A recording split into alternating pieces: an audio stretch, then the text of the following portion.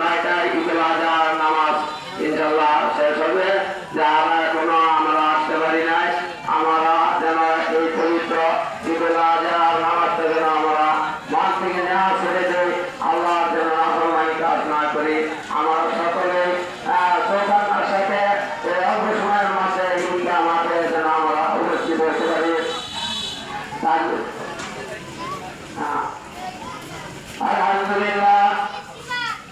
আল্লাহুম্মা ইগফির লিআবাইনা ওয়া লিউম্মাহাতিনা ওয়া লিজাদ্দিনা ওয়া লিশাইখিনা ওয়া লিউস্তাদিনা ওয়া লিমান লাওয়াতুনা আলাইনা ওয়া লিজামিল মুমিনিনা ওয়াল মুমিনাত ওয়াল মুসলিমিনা ওয়াল মুসলিমাত আল আহইয়াই মিনহুম ওয়াল আমওয়াত ইন্নাকা মুজিবুদ দাওয়াত।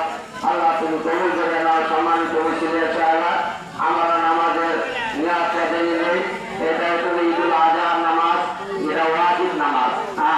আমি 6 তাকবীরের সাথে ইমামের পিছনে ঈদুল আজহার নামাজ আদায় করতেছি। আল্লাহু আকবার।